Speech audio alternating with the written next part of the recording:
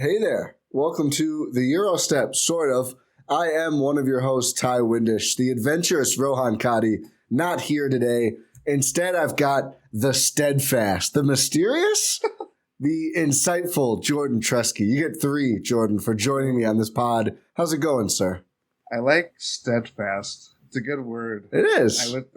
People have to use it more. I'm doing well. How about you? I'm good. The owls hoot. You are steadfast. That's how this one's going to go. If you're somehow not aware, I'm sure you are, but Jordan, regular Win in 6 host, we're coming together here on a Monday morning.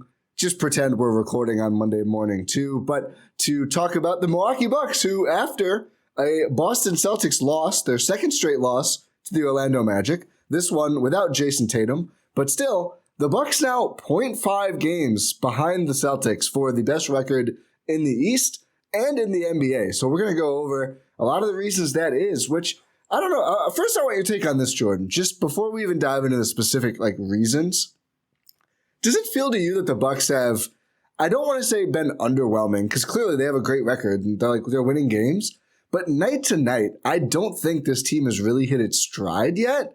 And that's why I find the standings so funny, because all the talk for the whole season basically has been it's Boston. Boston's the best team. Boston's in another world. And they've played a harder schedule, a bunch of stuff. I get it.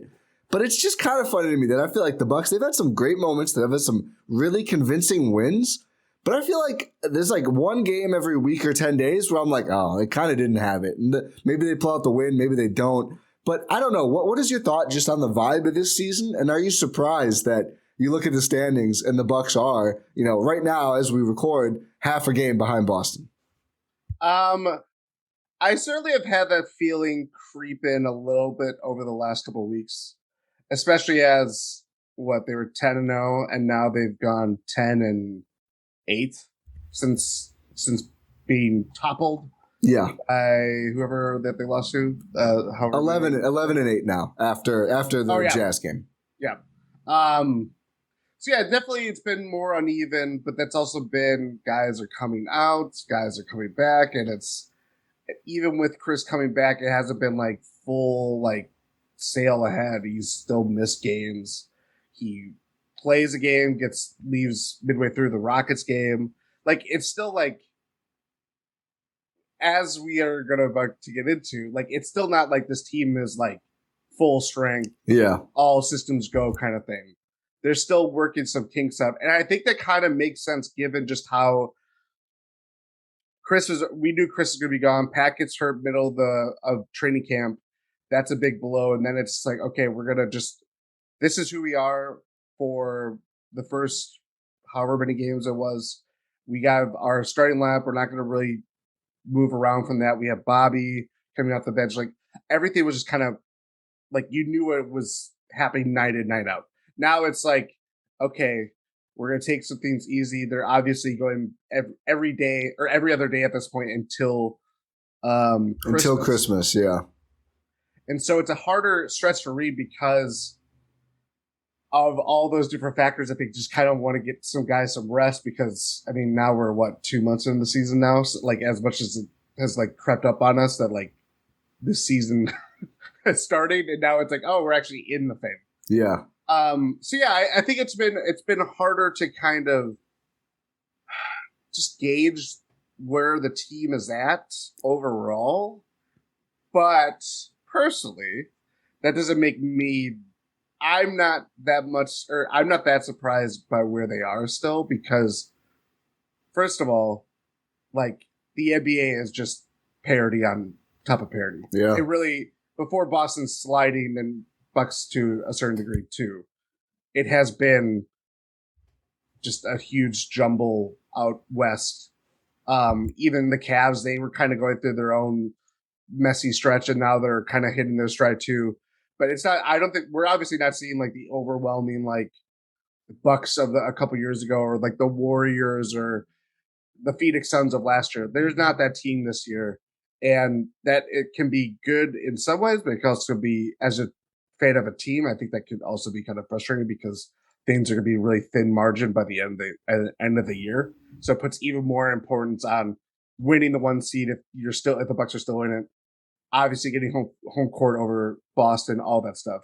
So Yeah, that's a lot of different reasons that where I'm standing, but I'm trying to take the whole NBA picture Yeah. this year into context of where the Bucks stand. The funny thing about the West, 1-2 right now is Memphis, New Orleans, which I don't know if would be shocking before the year, but I think probably be a little surprised, especially at New Orleans. New Orleans more so. The funny thing about New Orleans, second in the West on a 3-game losing streak, and they're just 1 game behind Memphis. And Memphis and third in the West, Denver, are also on losing streaks, 1 each for them. Also, I misspoke and disrespected the Milwaukee Bucks. Currently in first place in the NBA. Oh. 1 less win, 1 less loss than Boston, but a better winning percentage right now. So it's saying they're tied, but the Bucks are ahead. I never understand the less games versus more games thing, but they give the benefit of the doubt to the team who lost less. So the Bucks, best record, best winning percentage in the NBA,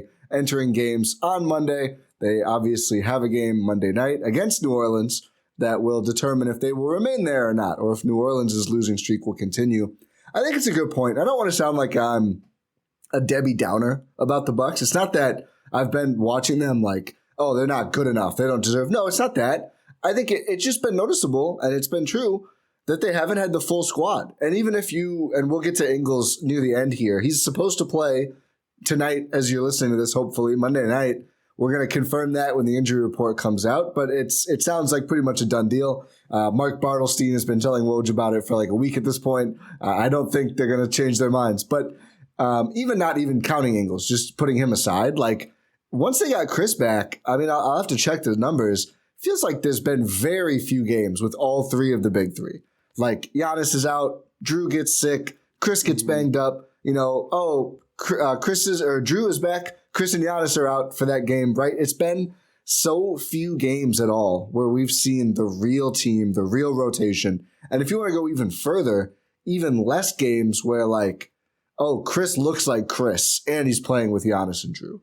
Oh, Pat looks like the Pat we expect, which really has only happened like 1 or 2 games this season offensively. I think just some shooting variance there and just some rust. But so even to go beyond it, like who's been available, it's just like night to night, like who looks like the guys we expect. And I don't think Chris just stinks now. I don't think Pat is just not a good shooter now. I think it's just going to take some more time once they're on the court.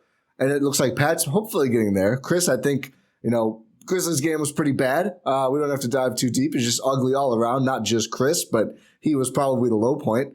But I think we just have not gotten a lot of evidence of what this team is. And I think, honestly, it's super impressive that they have the record they do, given that. And I think, Giannis, of course, always great. I think we could call out some quote-unquote role players who have a ton to do with this Bucks stretch. I'd say the depth has been the most impressive part because guys have stepped up consistently, and that's why the Bucks have the best record in the NBA as we record.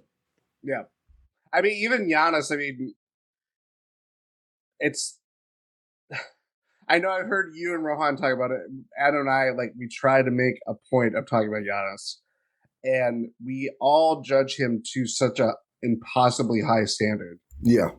That, the last few games that he's played – it's been really non-Giannis-like. It's been a lot of just he's searching for something. I don't know necessarily what it is. Yeah. And granted, a lot of it is he is kind of facing old, first couple years under Bud, that kind of defense, night in, night out, because they're really loading in and testing the Bucks' shooting limits. And they just, I think at this point, they're opposing teams are just trying to get away with what they can with Giannis. That much is clear. Yeah. And obviously his free throw shooting inconsistencies always will be a story, and just all that different things that have, I don't know, the last however many weeks, last 5-7 games or whatever it is, it's just been not what we come to expect from him. So it makes guys like Bobby, who's playing spectacular, out of his mind, the level. We'll get to him after we finish this Giannis thought. Bobby is Bobby might, I think it was Brooke early. Bobby's coming up on under heralded Bucks MVP status for me, the way he's playing right now. For sure. Bobby, Grayson's been kind of outside of the Rockets game that just had burned a bridge too far for me that night. but like he's been very good. Like there's just so many guys that are stepping up. Even when Drew, before he got hurt or before he missed a couple of games with non-COVID illness, like he was really firing on all cylinders. So it's like, and obviously Brook is just Brook. He's just super dependable in so many different ways that they have gone to great lengths to like really not just make him a spot up shooter at what we've come to expect. Like I think this is probably the best year that they've really incorporated him, especially after not having him a lot last year during the regular season. But it's felt like playoff Brook versus like, okay, he's just gonna stand in the corner or stand 30 feet behind the 3-point line, but like occasionally we're gonna need you down low to just get buckets and all that stuff. So I think for me that's where it's like it's not just the guys like Bobby, Brook, Grayson, so on and so forth that are just obviously playing really well. It's the fact that the Bucks are putting them in much more varied ways to make them succeed and carry the team even more because it has been because of the revolving door of people that are in and out every game at this point. You just need that dependability from some part of your roster or some part of your starting lineup that like obviously has been the case for the Bucks so far this year. Definitely. So I think with Giannis, what we just talked about, especially like literally Chris and Pat are the two guys who either have not been available or have not been really playing the offense, especially shooting the ball that we expect from them or we're used to. I think that has enabled defenses to take a lot more liberties and then load up. Like Javon Carter is a good shooter, still doesn't shoot enough. Would love Javon to shoot more. I think he's trying to work in more off dribble, which is good. He was a little cold last time out. But like he's not going to shoot a bunch. Grayson is like kind of it some games in terms of guys who are going to take and make a lot of threes or has been it. We're hoping that changes. And then if your rotation is like Chris Middleton, Pat Connaughton, Grayson Allen all taking and making a lot of threes, that makes it so much easier for Giannis. But I think that and I don't know how related the second point is. Maybe it is somewhat. His own shot really falling apart and not even looking at free throws, which that's always been a roller coaster. Threes, like whatever. His 3-point percentage is always going to be somewhat similar. It's just always bad. His paint shooting, his mid-range and closer shooting numbers are really down this year. So he shot 41.5% from mid-range last year. That's 32.5% this year. So about 10% lower, not good. What's even starker, though, is the paint non-restricted area percentage. Giannis shot nearly 41%, 40.8% there on over 3 looks. So that's like floater range-ish, which he was doing a lot of jumpers. Zone. Yeah. Wait, what'd you say? The pop-up zone. Exactly. Johnny Mac staple. The pop-up zone. He is roughly the same attempts per game, about 3.2, 3.3 the 2 seasons.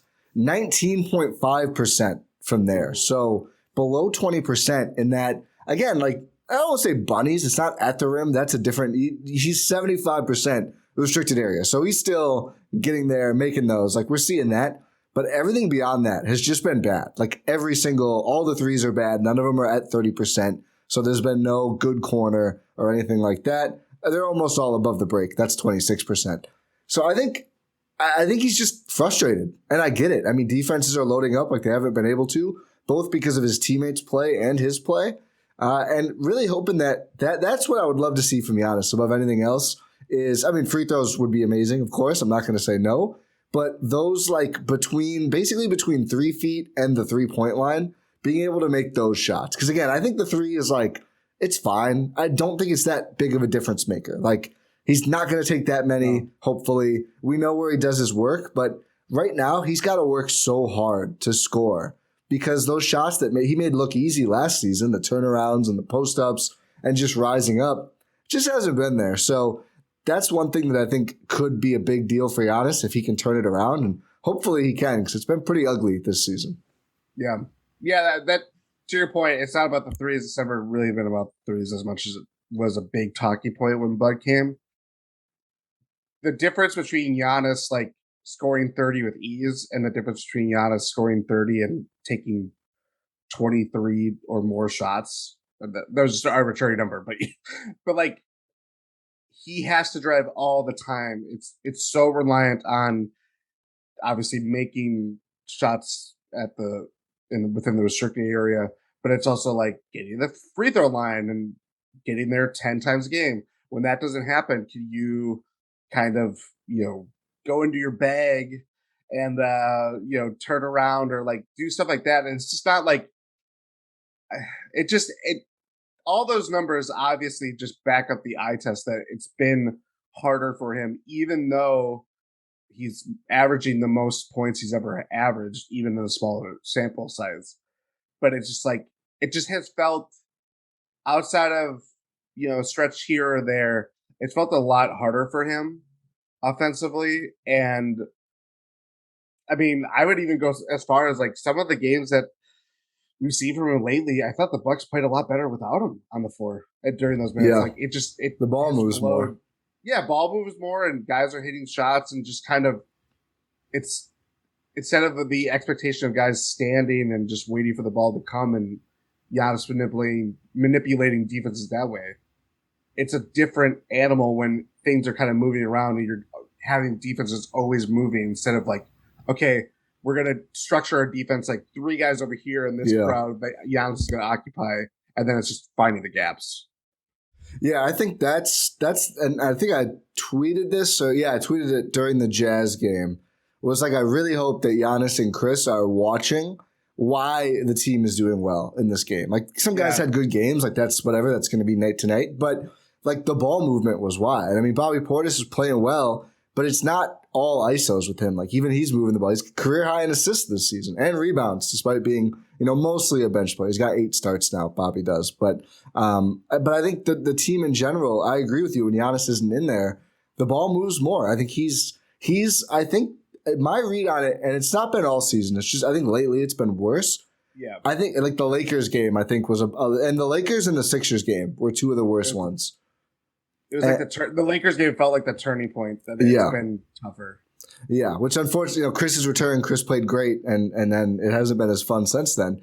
But I just think that frustration and just like, the shots not falling for him or for some of the teammates, I think Giannis is probably trying to do a little bit too much at this point offensively.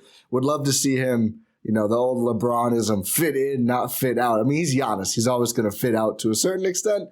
But I do think, just incorporating more ball movement around him would make his life easier scoring and just how much of the load he has to carry. Because I think the optimistic swing of this or interpretation is it's a lot of good offensive players on the team. Like when guys are actually involved in the offense, I mean, we've seen, it feels like every week there's a new Buck where we're like, wow, I didn't really know he was going to be that capable. This most recent week, Marjan Beauchamp, who had 18 was it against Utah, and yes, it was. His shot looked tremendous, like really quick, like really willing. I don't know how much we're going to see him when Chris and Giannis are back healthy, but I don't know. I mean, if he keeps playing like that, it's going to be a little difficult. I love Wes Matthews, but him making one shot is like a huge deal at this point. It's just where we're at, unfortunately.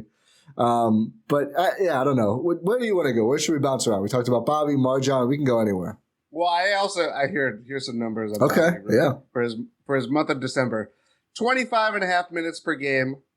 As you mentioned, there are 3 of those are starts. Yeah, averaging 17 points per game, 9.8 rebounds, so nearly a double.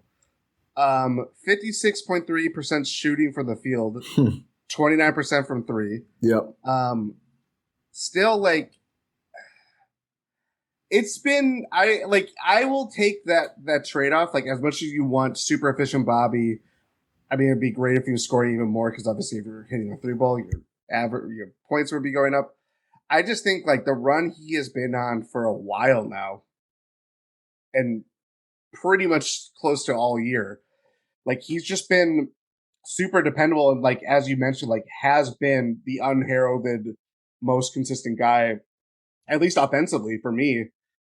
And I just think that stuff makes it a lot easier for like how their offense will be when Bud chooses to rest Giannis, Chris, maybe for games, but like during a game when we're talking about playoffs and stuff like that. Like it's not ideal, but if Bobby keeps playing the way that he's playing, things are going to breathe a little easier. That it doesn't always have to be from like the main 3 guys, and that is such a luxury to have. Yeah. In so many different ways that like there's something like there's the one thing that like I would say I'm not a big fan of this season is the freedom for him to bring the ball up. I knew you were going to say that. Point Bobby has been not ideal. It's not ideal. I think it just rushes him a lot more than he has. And plus, the beauty of him playing in transition is that he's sneakily fast. Like, he'll get up and down the... There was a bucket that Drew just... A dime that he just threw to him against the Jazz that Bobby is just running down the court. Yeah. And having that asset, especially for a Bucks team that, like, they aren't playing as fast as they have been. So to have a guy that's going to run down the court, whether it's Bobby, Marjan, obviously, if Giannis doesn't get a rebound, he's always kind of like, hey, just give me the ball, Javon Carter. Or name guy that doesn't have the ball in transition that isn't Giannis. Yeah. So that's where I'm like, it's been an experience. But like outside of that, he's just been so great. It's insane. Yeah, and the thing about his speed for a big guy. So even if someone gets down the floor with Bobby in transition, the nice thing is like, okay, is it a guard?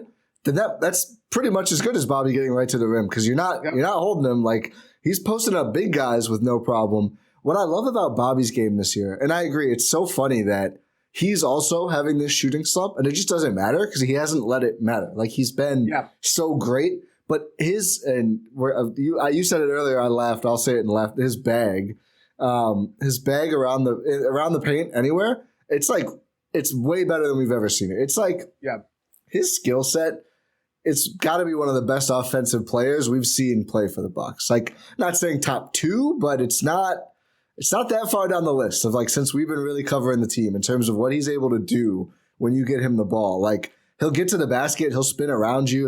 He'll do a typical post up with the hook, offensive rebounds, put back. His jumper went 2 is really pretty. He'll make everything with his foot on the line from 3. He goes back the half step. It's not going in. I don't know what's going on, but again, it's just like, you know what? The rest of the game is so polished, and you said it too, consistent. Like, Bobby used to be a guy who would just have the off nights, and then it's like, oh, can you play him because of the defense, yada yada. He just hasn't had off nights. It's just like, he's going to get his touches. He's going to score 15-ish points. He's going to grab 10 rebounds. And I think this kind of reminds me of Bud's first year when he kind of butted heads with Chris, and then Chris won out, right? And Chris got to play his game. I think that's where we're at with Bobby. Like, I think Bobby re-signing what he adapted to do during the championship run, the fact that he's still here, I think now it's like he has more of a set role offensively carved out for him. And maybe some of that is just because of the injuries. I hope that it's not all because of that. Because these games now, like, Giannis goes out, Bobby comes in, and they're just like, we're going to post him up 6 times in a row because the other team just can't do anything about it. He's passing now. Like, if you double him, he'll find the open guy. It's, as you said, like, it's an insane luxury. Just be like, we're just going to bring this 15-10 guy off the bench. You can't guard him, and we're just going to let Giannis rest, and Bobby's going to score 8 points in, 10 trips or whatever. It's great. Yeah. That was basically his first quarter against the Jazz, where it's like everything is so effortless for him. And I think it's even more important for guys within the system. This is year 3 for him in Milwaukee. And we always look at guys like, okay, how can they fit the system? How can player X, that some of that is happening with trade targets or whatever. That always will happen. But then the more time that you fit in within a team or an ecosystem and all that stuff, it's that you turn that question on itself. Because it's like, okay, how can Bobby fit within, or how does the Bucks fit within Bobby or Drew fit with it? Because we saw the same stuff with Drew. Everything was kind of a reset with Bud, is like going back to like how you mentioned with Chris, where it's like there was the early season ups and downs with Chris specifically. And then now that Bud has been here for so long, everybody practically resigned, and everything that we've seen come for the Bucks over the last few years, like that is what has been really part of the great thing to watch this all unfold, is like how we view guys is so different to how we started this whole thing, because just having that, I don't know, the continuity, the experience, the many battles that they've had together and all that stuff, like you start to learn things, and you start to like learn people's processing what they want to get out of their game and all that stuff. And part of that is due to injury this year specifically. Like, I think that certainly plays into a factor that Bobby has really made an imprint on this team, even more so than the last couple years. But I just think it's like it's really hard for a guy that he doesn't really do. He's not like a point guard. It's not like Giannis or like he's a point forward or anything like that. To be so diverse in how you're scoring and just the different things that you do, because his shot might not fall, but he's just a magnet for those offensive boards and just muscling guys out of basically right in front of the basket. And he'll get 10 points that way. So like, it's stuff like that, like, it's really hard for guys like that. I think we kind of take it for granted when it doesn't or when it does keeps happening with Bobby. Yeah. But like, that is very hard for someone to do that when they're not like always bringing up the ball or just kind of, it's a very old school, 80s, 90s way of playing. But like, Bobby has brought that to a T, and it really fits where the Bucks is right now. He is a very 90s basketball player right now, and I love it. Oh, yeah. I think he's shown that if you're good enough, that you can just make it work, even if stylistically, you're not the most modern fit. And what I love it, I forget who said this. It was like a non-Bucks voice, but it was like, it's so funny that Bobby Portis' reputation pre-Milwaukee was like, oh, I don't know if he's a winner, right? And now it's totally flipped. Zach Lowe. Zach Lowe, yeah.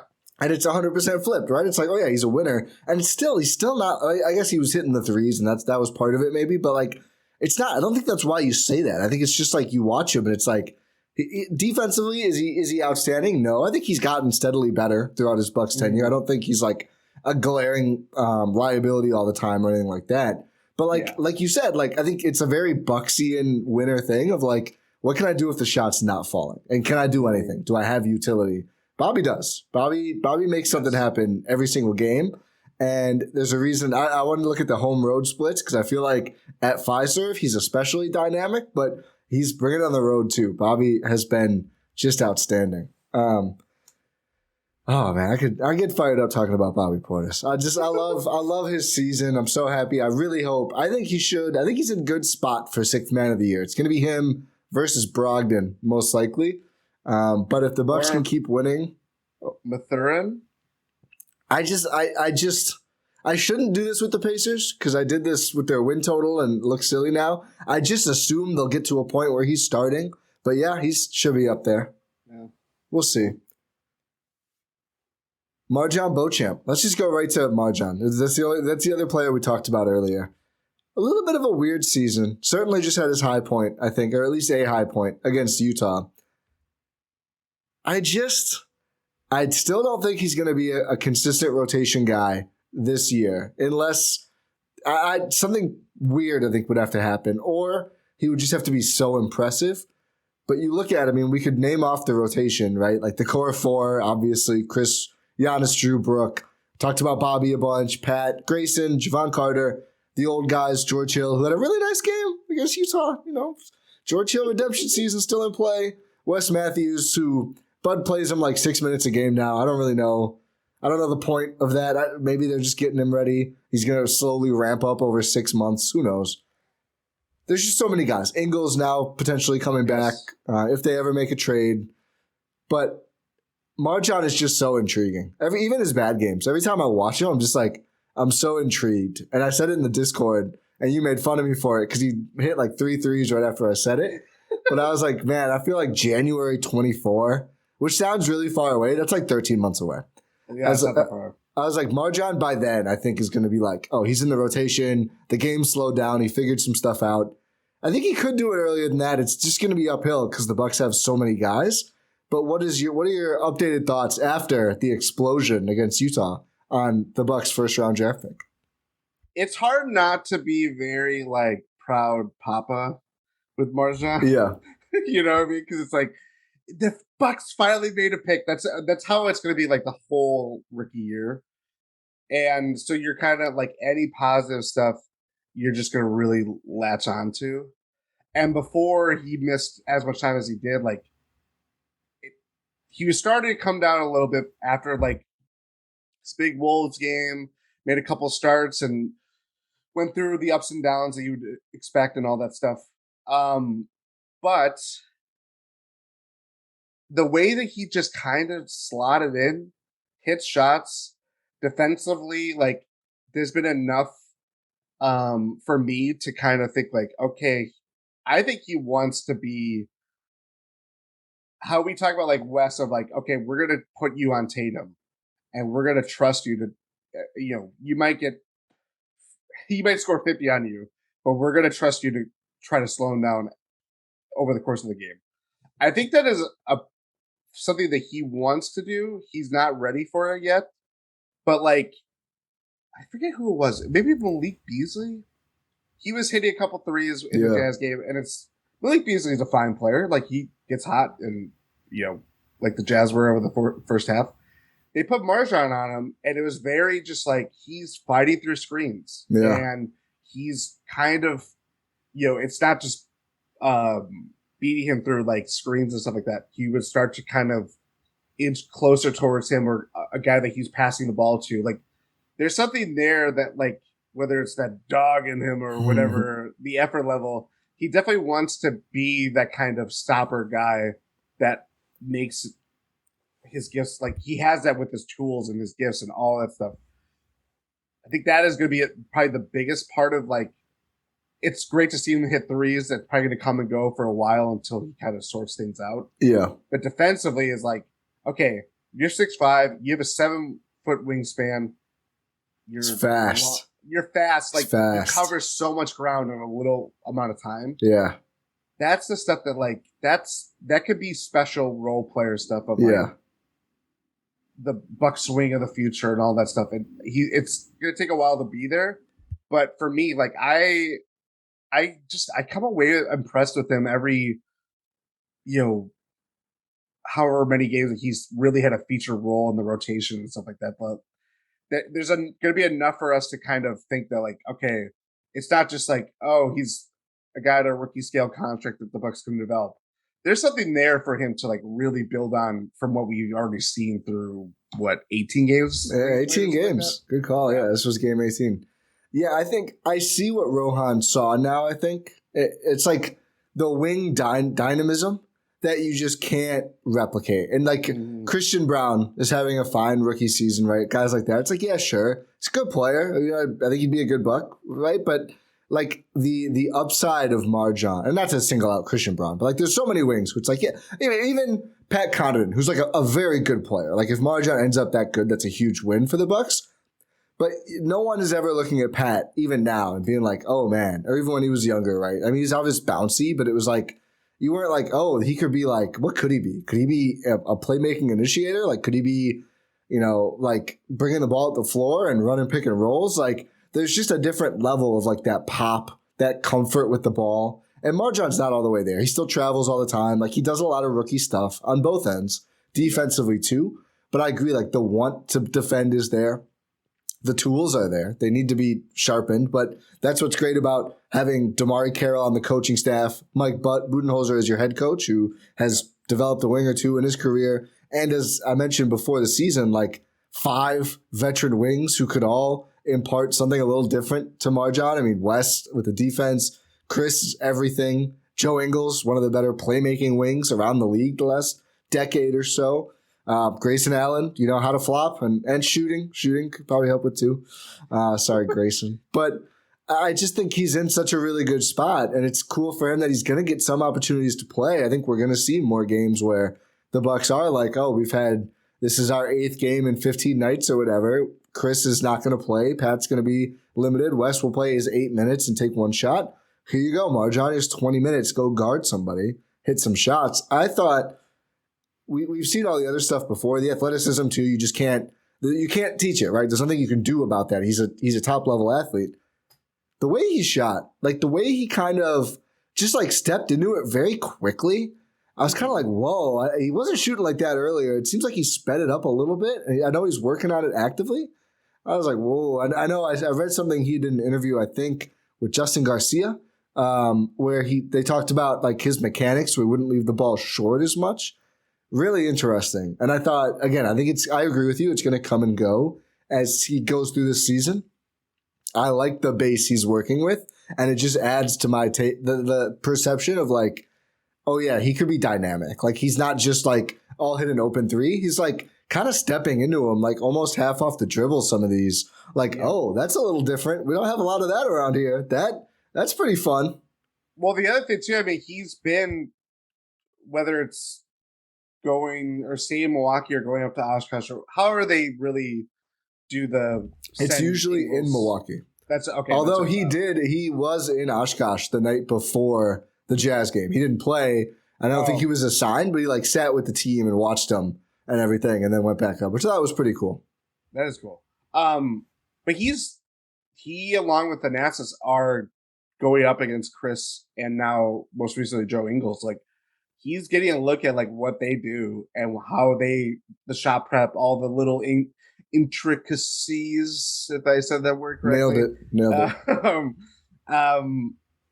That they bring to the floor and stuff like that. That like, I'm sure he's just like a sponge out there and just is soaking up everything they can to like really kind of just get his feet wet and really just, again, build that base of like what he's working with, because it's stuff like that. Like guys get hot during a rookie year and they could, pan out to be in the NBA for a couple years. There's just something about Mars that is, I just see him sticking around a long time, whether it's, hopefully it's in Milwaukee for the rest of his career, but like, there's just something that he picks up on things really quickly, and just that kind of quality is very special, even for guys that like, I'm not saying he's going to be the next Giannis or anything like that, but like, if you can do that and really make progress fast and, do so on a championship winning team and contending team year in, year out, like that stuff is really special. And obviously it's part of why extending this whole era would be even greater for the Bucks. The hype is probably getting out of control, but I do think like he's just exciting. Every time we see him play, I mean, the Grizzlies game was just so depressing. It was like he didn't shoot well in that game either. But like every time we see him over like a week where he plays a couple of games in real minutes, there is something where you're like, oh, that's a flash. That's the kind of pop you're looking for from your young player, where it's like, oh, okay, if we can make this a little more consistent, a little refined, we've got something there. Who next? You pick. Wide open, any Buck. Any Buck. I, of course, would always talk about Brooke. Let's go Grayson, because I think Grayson. That's a good one. I know Adam and I talked about it on Win and Six, and Adam's whole thing was how everybody views Grayson, and any big, large discussion with the Bucks as a whole. It's always about trading Grayson and what his salary can bring. Yep. And we both, I mean, as much as there are times that he frustrates me, and there's always going to be lingering doubts, like, is he going to be all? It's not just about being, currently the starter when everybody's healthy. Is he going to be that fifth starter out there when things are tight and it's the fourth quarter? And what if a playoff series is on the line? Or, the further you get down the season, like that is really, it's good to have all these options that Bud has. But again, as last year kind of proved, even without Chris, you may not always make the right decision. And I think Grayson right now, how we talked about like the starter, who do you start, him or Javon when Chris comes back? I've always felt if the Bucks are to reach their ceiling, it's with Grayson starting and having a featured role, because his skill set and the improvements that he's made, even though he could, stand to not throw the ball in a very there's some tough ones questionable way. Yeah. But like he has made strides since coming to Milwaukee and is having a better shooting year this year. And there are times where it's okay, can backfire on a couple occasions, but like his dribble drive game is really good. Like he's kind of not playing scared when he's, getting through the teeth of the defense and has a 7-foot guy waiting to block his shot or whatever. He kind of has like these little extra moves that can kind of shake him off course and finish it pretty cleanly. So like for me, Grayson's having a really good year. It's going to always be like, okay, do you bite the bullet and trade Crowder for him? Or are we going to kind of assess his whole value to the team because, as you mentioned, Pat's still working his way back. Wesley Matthews missed some games there being health and safety protocols, but he's largely kind of like a relief pitcher at this point. Like he's not playing big minutes, and if he is, I think that might be more of a problem for the Bucks than it is a solution. Yeah, certainly. So the wing rotation is kind of it's in a much different state than I think we anticipated a couple weeks ago. Yeah, I would agree, and I think just to touch quickly on like Crowder and trading, just making the trade, right, in general. I think Ingles coming back now means they're much less likely to do anything for the next several weeks, like probably until about at the deadline. I think they'll do something. It's John Horst, and I think the way things are shaping up for Wara, right, like why would he not get traded is where I'm at. And it's not, I think he's having a solid year. It's probably the best Jordan Wara we've seen in the whole. He played, was the last wing, I think, besides Thanasis off the bench, maybe actually after Thanasis against Utah. And that's just one game, and Bud moves it around. Wara was coming out earlier before, but, I just don't see it. I just think it'll probably be at least involving him, whatever happens. But back to the point, Ingles coming back now, a little ahead of schedule. I mean, we joked about J.I. Christmas surprise, but that was even going to be an optimistic return. We had heard around January, I think is what Horst had said publicly, Bucks GM John Horst. Yep. Like sometime around there, probably New Year. This means the Bucks get, almost 2 months to evaluate how he looks before they make any decision at the trade deadline. And I think, I don't want to say fear, but my worry was that, if Ingles is pushed back and you don't want to deal before you see how he looks, is that going to stop you from making a move, from upgrading the roster if you need to, because you just won't see him? They're going to get the reps. Like they're going to get to see how he looks on this team one way or another. And they're going to have a long time. Like even if he's rusty for a little bit early, like there's, 6 weeks plus before the trade deadline. That's a big deal for the Bucks, I think, to be able to look at him more. And I think if you are the Bucks, that makes you say, we're not in a hurry. We know they sniffed around Crowder. We don't know what the deal was yet. People assume Grayson. It almost had to be, but we don't know. It wasn't said, I think. Whatever their offer was, didn't get the deal done. I think they probably aren't even talking anymore because so many things change in the NBA, including for the Suns. But I think now let's see what Ingles looks like, and then what do we need? Do we know what we need right now? I still think probably big wing defense is not a bad idea because West has just been a little touch and go. We talked about Marjan, not there yet. Maybe next year, Marjan's your guy there. You don't want to trust him right now you got Jason Tatum for the next 8 minutes. Like that's probably not ideal in the Eastern Conference Finals. You don't want to do that. Maybe he's ready for it. You don't want to have him do that. We're not there. So, and George Hill, bless his heart, with a torn up neck or whatever. Also no. I'm sorry. They tried it. I'm good. He's been helpful. He's been good. Again, not to.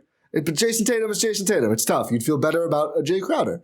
But I think you just need to see Ingles, see what he looks like first. So I think Grayson, is not going to be on the way out anytime soon. That's for sure. And he shouldn't be. As you mentioned, getting to the rim more. He's shooting his best percentage from 2 since his sophomore season when he played a bit less in his first Grizzlies year, and taking more 2s than he took last year with the Bucks, nearly half a 2 more per game, and about a 3.5 less per game. So a lot more of his looks are coming within the arc, which I think is good, diversifying his shot diet. And I gave Bobby credit for this as well. Also a career high for Grayson Allen for assists per game. Like he's moving the ball a lot more, sometimes to disastrous results. I think he's cut down on the disasters a little bit. But I did say, I think during the offseason when Rohan and I evaluated him, can we get 2 assists per game with how much you are moving around with the ball? Grayson's like, yeah, you can have 2.5. That's good. That's meaningful. I think he's playing better. The 3-point percentage still matters. Like 41% is great. Like he's holding down the Bucks in this early part of the season now that Brooke has cooled off a little. That's important, but it's not like we saw Bryn Forbes, right? It's like, okay, if that's all you can do, there's a ceiling. And it's like, oh, Bryn Forbes is leading, whatever. Like we know where the ceiling is. Grayson has been all around an offensive weapon. That's different. There's still a ceiling given the defense and everything, but he's been fine defensively. He's held up. Again, he's not, you don't want to throw him at Jason Tatum, but he's been fine. But all the other stuff he's done offensively is really going to help him, I think, hopefully stay on the floor in the playoffs. I still have questions, concerns, doubts, but I do think he's setting himself up to be much more useful overall, which is good to see. Maybe some recognition on his and the Bucks part that, like, he can't just be shoot three guy, because it's just hard. I mean, God, Duncan Robinson is one of the best shooters we've ever seen, but if that's all you can do, it's just hard. Mm-hmm. Yeah, I think that's, again, part of how does this guy, player X, fit it within the Bucks, and then the more time you have or with them, it's like, how do the Bucks fit around Grayson? And it's a different conversation in that way, because it's always going to be, okay, it's, having a shooter off of Giannis or moving around all the time. Like, there's different ways that they've, like, it's a reason why they brought Kyle Korver to the Bucks. And as much as he was, it was his last playing year and all that stuff, like, still affects the team and really brings a value to it. Even if you're playing, he was essentially playing like how Wes Matthews was used that year, or this year. Yeah. In that sense. You're going to come in for 8 minutes, do your thing, and you're probably done until, like, for another quarter. Yeah. And I think for Grayson, and now with Ingles and Ingles is the Bucks' big, newcomer, obviously. Yeah. That's gonna be a big. I've always been curious of, like, how when guys come back or reintroduce themselves, or in Joe Ingles' case, introduce themselves within the rotation.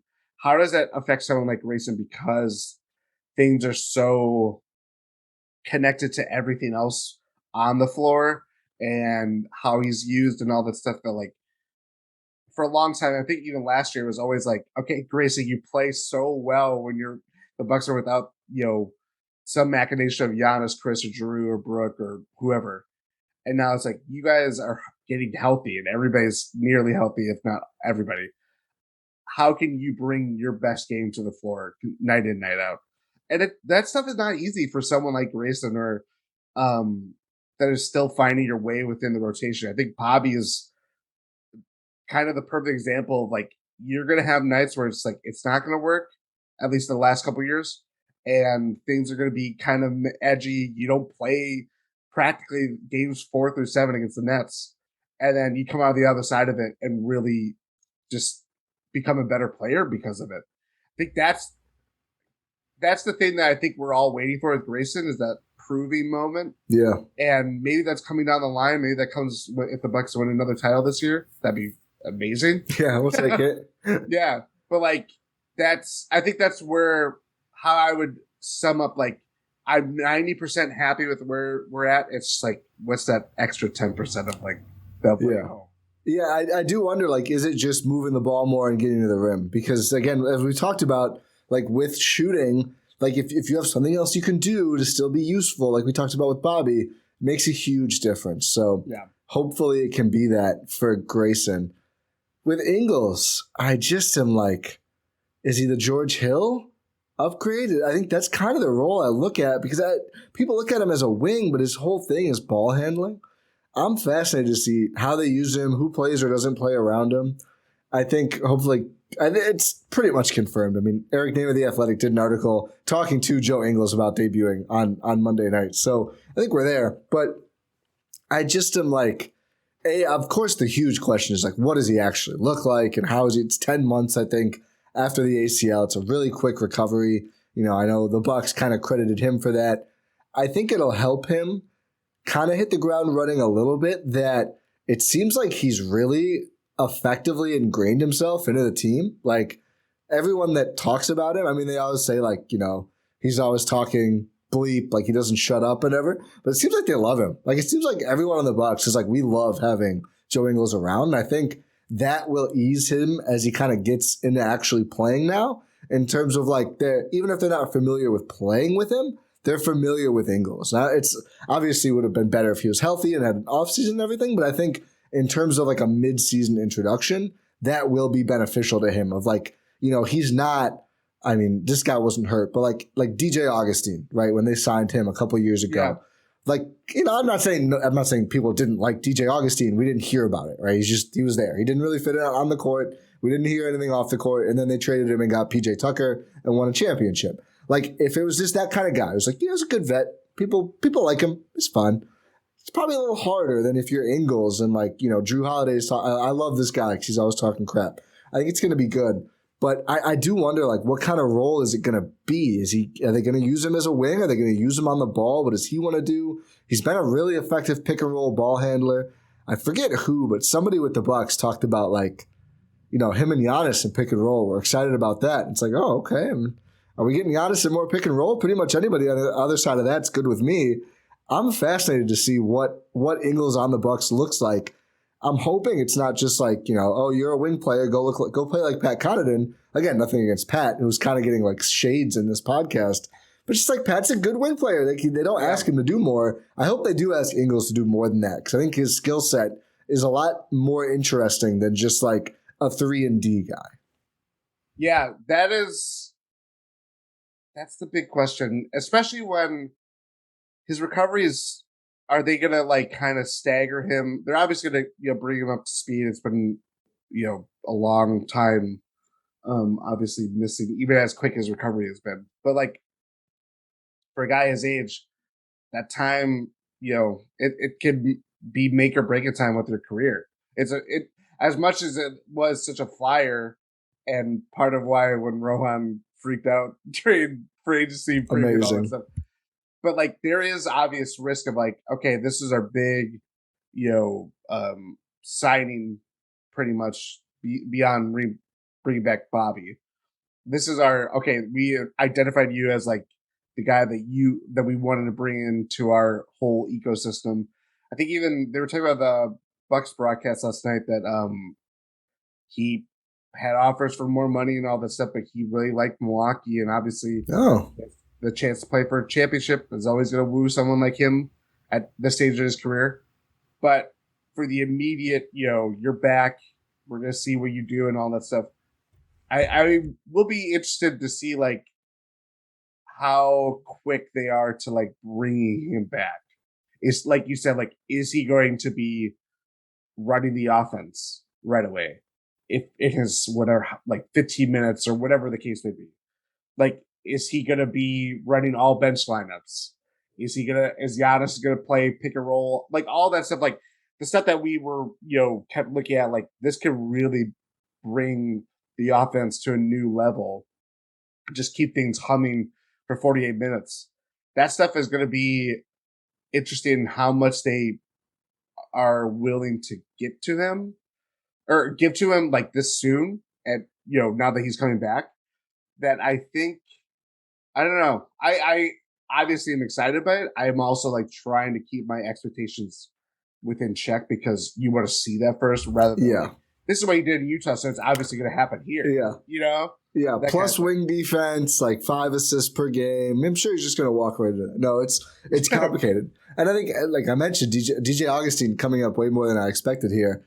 Like, I think he was an example of like, and not saying Ingles only does this, but like DJ Augustine's thing is like effective pick and roll ball handler. He didn't fit at all, and the Bucks didn't run. They run a little bit more of stuff now, not too much more. And that was a lot of the reason it didn't work, was like he just wasn't able to do the Bucksy things. I do think in general this season, the Bucks offense feels a lot less like the Bud Bucks offense we're used to. Like it's almost, I think if you put it side by side, I mean, there's a certain element of like, okay, there's a lot of Giannis rampaging that's just never going to change because that's who he is.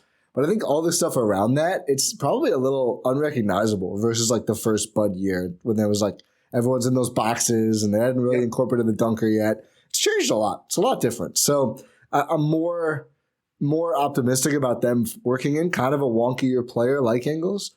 But yeah, it's a good point of just like, I have no idea if it's like, is it best to bring him in like the ball handler role you expect, or do you just want to get him playing first? It's a really good question and a good point to bring up. I have no idea the best way to do that.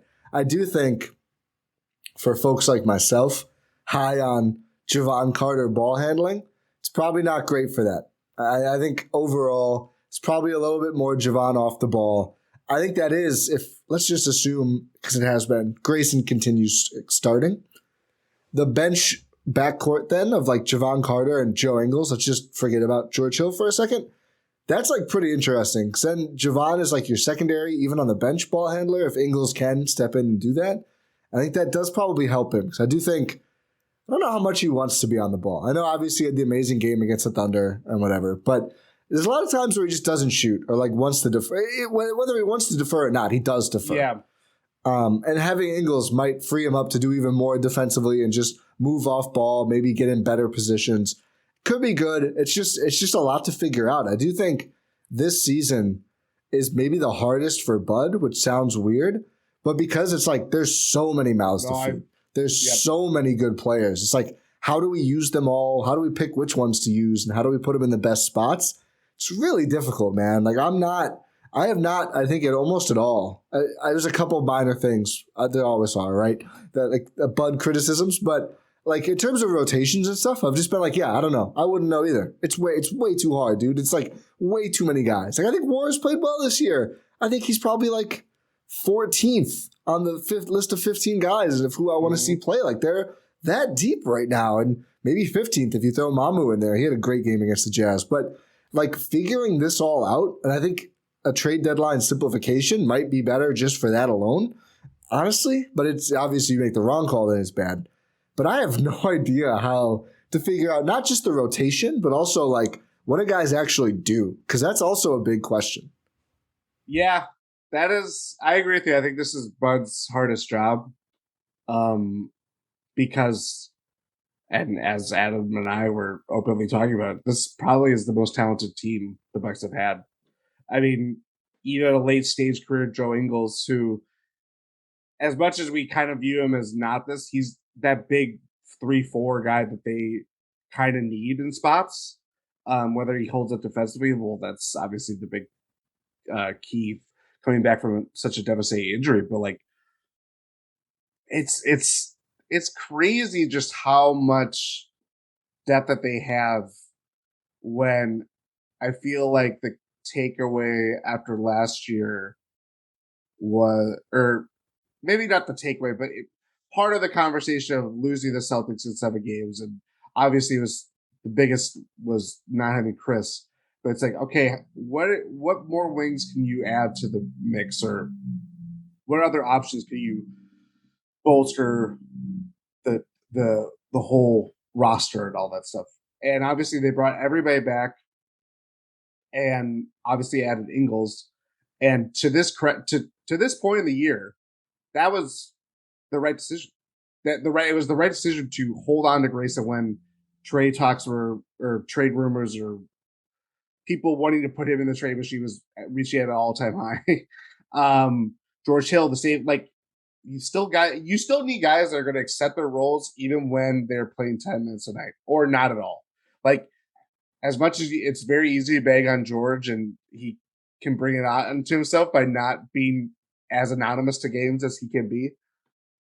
It's not an easy thing that people want to accept to not play when they are playing on a team as good as the Bucks are. You know what I mean? Yeah. Same goes for West, because it's just some guys will either accept that and embrace it for what it is, and I think even Serge talked about that too, because this is the first scene that he's been on where he hasn't been a featured player. Yeah, not an every night player, basically. Yeah, and it's part of the delicate balance that you have to play with a team that's as deep as they are and as talented as they are, and you don't want anybody that rocks the boat. It's part of why when Thon Maker, but you know what I mean, like that. As you guys know, you guys talked about this. It set off this huge chain reaction that I'm sure the Bucks that year were going to make a big deal, because they felt like, okay, things just clicked into place faster than it did. Thon just threw gasoline on or fire or whatever metaphor you want to say. That just makes it that much more of like, okay, we had to do what we had to do. This year it's a tougher thing to do. And as you mentioned a lot or earlier before, part of why like all this push to like get Crowder, get player X, because it's like you feel that ever growing need of like they have to win this year. They can't have any holes on their roster. Give it time. You know what I mean? Like Joe Ingles might not work out for this team. It's a very possible outcome in this scenario. But you're not going to know that if you don't give it a chance. And giving it a chance is not 3 or 4 games or seeing how Chris does when he's in and out of the lineup or whatever the case may be. It's things take a lot of time to gel, as we're talking about year 3 of Bobby, year 2 of Grayson, year 5 of Brooke, and just finally like all the pieces flowing and really doing all that stuff. Like, I think that's part of, to kind of, I guess, close this conversation or try to tie it up. It's like, yeah, the Bucks could be a lot better than they have been over the last 3 to 4 weeks, but because they are juggling all the different voices and they have to feed all these different mouths and all that stuff, and have more reinforcements on the way. I think that's part of why this season, more so than last year, and I could definitely 100% validate this, there's something kind of always exciting about not knowing, like, yeah, it sucked not having Chris and Giannis out there for what ended up being a blowout against the Jazz, but it's part of why it made such a special night to see those guys play and thrive. And so I think there's always going to be something different night in, night out, and hopefully we don't have any I'm not getting wood, we don't have any long-standing absences and all that stuff, but not knowing what to expect from the Bucks night in, night out kind of has been I don't know, an antithesis of what we've come to expect from the Bucks the last couple of years, because they are such a constant in the NBA. So I don't know. That's kind of where I'm at, I guess, in the grand scheme of things. I agree. I think there is, and just one real quick on trade things. We did the most recent reporting from Shams Charania that the Bucks, Horace is doing the thing. There was, I think it literally stated specifically like 4 second-round draft picks. So I think we are going to see one of those kind of deals from Milwaukee where it's 4 picks going somewhere plus salary. The other thing about Ingles, and this is why at the time I was like, even like if it doesn't work out, it's still pretty solid, because the way they did the contract gives the Bucks so much flexibility. Like they could non-bird rights, bring him back on the same deal if they want to. If it really doesn't work out, and again, we just don't know, we'll see. It's a $6 million expiring contract that is now trade eligible. And, you pair him with Grayson and Wara, and now you're getting like $17 million. And that's like, okay, that's a lot of NBA players there. I think I would be pretty surprised if they did a 3-for-1 with those 3 players. But the option's there. And we know the Bucks will be aggressive and try to win a championship. There's so many things that could happen. But Ingles is not listed on the Bucks injury report for the Pelicans game. So not even questionable or probable. He's good to go. Confirmed. Chris Middleton out. Right knee soreness. But Giannis not listed. Nobody else except for AJ Green, who is not with Team Two-Way. So AJ will be playing with the Herd. But we will get to see Joe Ingles with Giannis. So maybe we'll get to see that pick and roll after all. I think what you said, maybe this will be our last thing. I'll see if you have anything else pressing. But it is like maybe the biggest test year for Bucks culture, something that we've talked about, and I think does become more obvious like the longer the Bucks go on this run of not this season, but just like this run with Giannis and Bud and all the guys of being like consistently great. They have one of the longest playoff streaks in the NBA right now because all the old dogs are falling. I mean, it's going to be theirs. I think it's Boston is the only. Is it Boston's the only one longer? I think. I'm not sure, but I mean, you think about, the Warriors missed it one of these years, right? Cleveland, obviously. Yeah. Post LeBron. Toronto? Yeah, they're probably up there as well. Toronto might be a little. No, the Tampa season. I think they. Oh yeah, you're right. They got Scotty Barnes, so they're not in it. I think I think Portland had a bad year in there too. Like the Bucks are like. It might be Utah. Utah might be the other longest, and obviously it depends on if they continue it this year. That's a good call. I think Utah is one of the ones. So, yeah. That might be. I mean, it's been even before. It was like 2 years, I think, straight before Bud. So, coming up on closing on a decade here, the next few seasons. This year's looking like it'll be another one. It's just impressive. You just understand how hard it is to do the more you look around and see whether it's injuries, someone leaving, and people leave in non-dramatic fashion, or if it's like the Nets, right, where it's like kaboom, kablooey. It's just difficult. But guys like, Serge Ibaka, who I still think like, why wasn't it Yorgos Papagiannis or whoever else, Kostas Antetokounmpo, who now is playing for Fenerbahce, a very good team in Europe. which is probably, it's going to be good, I think, for Costas. But, why is Serge the backup center? Well, it's hard to talk any player into taking that role, but I think probably easier to talk a Serge Ibaka, who has made the money, won the championship, played on a bunch of really good teams. Mm-hmm. I think he kind of just realizes where he's at, and he is helping the Bucks. He's having a good season for the role they're asking him, but it's just limited. And I think George and Wes is kind of the same deal. It's going to be interesting. Can that just hold up all year? Does anyone get more outwardly vocal about that? I'm going to guess no, because I do think this group is this group, and also Bud, I think, largely looks out for the vets and they play enough, but. We're not. I don't think we're going to see Wes starting and playing 28 minutes probably ever again. Just the team is loaded. Injuries maybe, but even with some injuries this year, there's just been other guys. That's the benefit and the hard part of building a deep roster, which certainly not going to complain about it. And injuries do always come up, it seems, for every team. But it is a test of can everyone stay on the same page and just focus on the one goal of winning. So far, there's no evidence to say anything but yes, and I'll bet on this group figuring out the chemistry and the culture. But it is you can't do this season if you have a group where it's a player like Giannis or Chris or Drew, any of those guys are I'm not doing enough, or Brooke is I'd like to shoot more than one time per second half, right? If any of those guys, because it starts with those guys, and then I think it's easy to go to the rest of the team. But I think you get that core four who are all yeah, we don't care. Whatever. Drew will miss 100 shots. No one's mad at him. It doesn't matter. Or whoever else. Yeah. I think it is this is all possible because of that special group and what they've got. And Bud deserves credit, Giannis, everyone really. But it's going to be interesting to see, does it ever waver at all? And if it doesn't, it won't be talked about much because obviously we have so much other stuff to talk about. We only got to 6 players in this podcast. Yeah. But if it doesn't, it's worth shouting out again because it's hard to do, man. It's hard to have a team with this many capable NBA players where no one is I should really be shooting more. Yeah. And I mean, to that end, and I think this is going to be a bigger discussion, obviously, as the trade deadline comes or inches closer and all that stuff. As much as we get sucked into the names and all that stuff and how someone could fit and make the Bucks even better.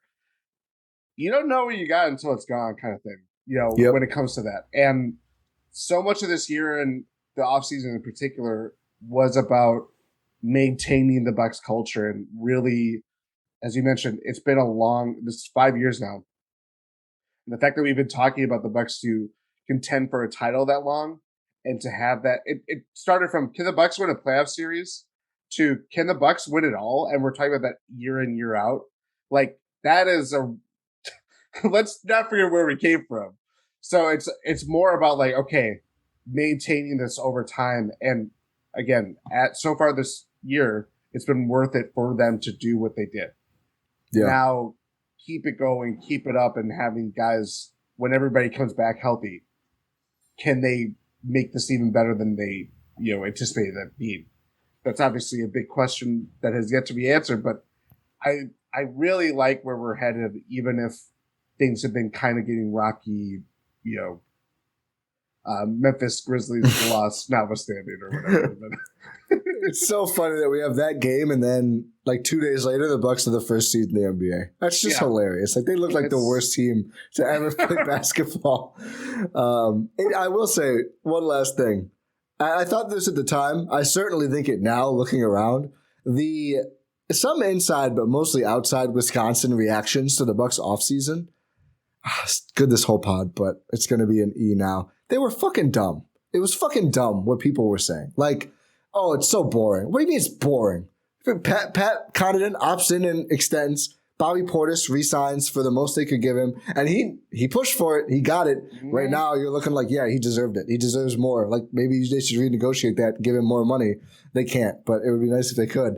Bring Javon Carter back, who that's looking like a really good move now. And that's someone who is going to be on early bird rights this next season. You can keep him for longer. Bring West back for more depth. You add Marjon Beauchamp, who everyone's excited about. You bring in Joe Ingles, which TBD, but hopefully good. The fact that the NBA media, I sound always such a soapbox thing to say, but everyone is so conditioned to be how did you improve?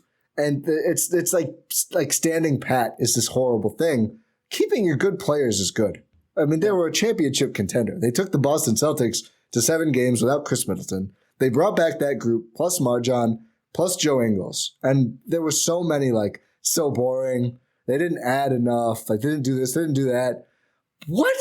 Like, I just, there's such a misunderstanding of, like, one, like, what the option, like, oh, they needed to get Otto Porter Jr., who's played 5 games this year. And maybe it would have been nice, who knows? But it's just, like, so weird to me, the reaction at the time.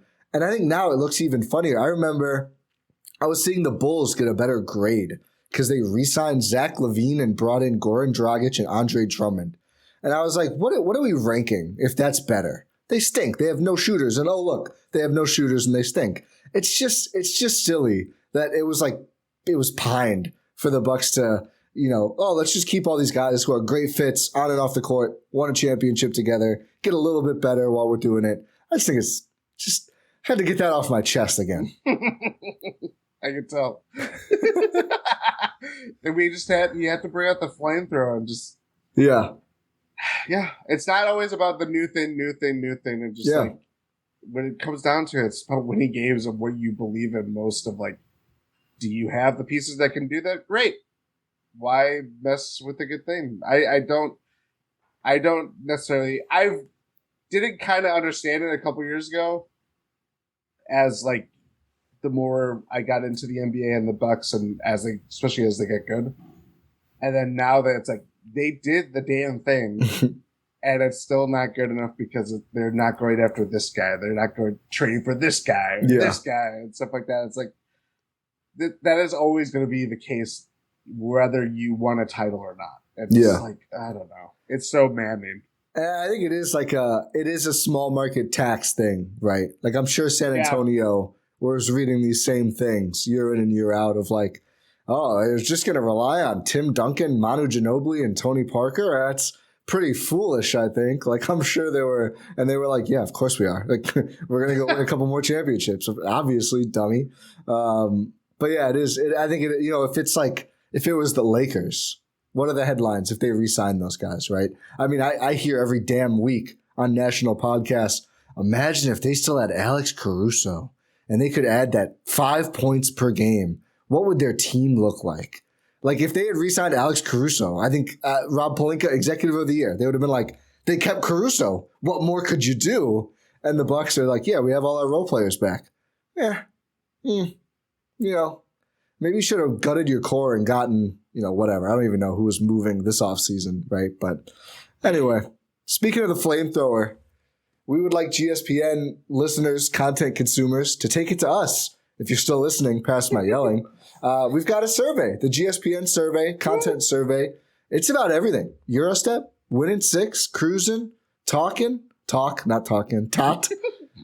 time for this. That's all the podcast, right? Yep. And the Discord and playbacks and Substack and even some theoretical things, premium content. Well, who knows? Let us know what you think. It's on the link tree. It's the top thing on the link tree, as long as I remember to put it on there between editing this podcast and uploading it. But yeah, we want an idea of what people really like, what you all think we could do better, what you want to see from us, what you don't really care about. And please do be honest and tell us. Yes. Like, if you don't care about something, like, we'd like to know that. We want to use the time that we have, which is limited for all of us. Not like we're dying. We're just busy, to make that clear. We're not all. Hopefully. You took it in a very existential way. These limited years we have remaining. I mean, Elon's coming for us all. State of the world, maybe that's true too.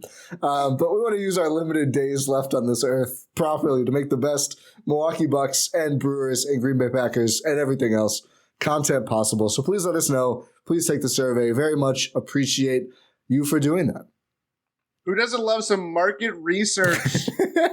Come on, support us. Yeah, it's very easy to go through. Be as honest as you can be. Yeah. It'll give us some things to grow our little venture here, and maybe we'll tease out some things down the line of what could happen. Yeah. Always got really high right there. So yeah. It's Rohan on playbacks. I forgot I was going to say something else. I was going to make a Utah Jazz owner joke because I think it was like Qualtrics, but it wasn't really going to land. There was going to be something else. Yeah, I don't forgot remember about now. that. I forgot the name of that. I remember the joke. We want to get better every day like the Bucks. So help us do that and take the survey, please. GSPN.info. You can find it where you find all of our other stuff. But yeah, I think, Jordan, anything else? Any last Bucks thoughts? No, I have been properly satisfied with our Bucks conversation. It's a good serve. He's given probably a 4. It sounds like he's given this pod a 4, which we'll out of 5, not out of 10. And we'll take that. I was like 4 out of 10. No. That'd be pretty low. I'm at about a 4.8. I don't think you can do that on the survey. I was actually 4.8 was in my mind. I was like, there we go. That was a good one. Let's round it up to 5. So everyone take the survey, subscribe wherever you're listening to this. Apple Podcasts, Spotify, and more. All sorts of platforms you can find the podcast. So please go check it out. Subscribe if you're not already, or if you're watching on YouTube, subscribe there. And go check out the podcast platform for all of Win in 6, which are not always uploaded on YouTube. So make sure to be on a pod platform. Google Podcasts, Stitcher, whatever. There's a bunch of them. If you need help finding one, let us know, or go to gspn.info. Follow the Substack, subscribe there. I've got a Joe Wieskamp article coming out, Q&A with him on the herd. Join the Discord. That's also at gspn.info. Buy some merch. Tell your friends. Everything else. Rate and review. Thanks for listening. You can tell Rohan usually does this. Pod random. We'll talk to you next time.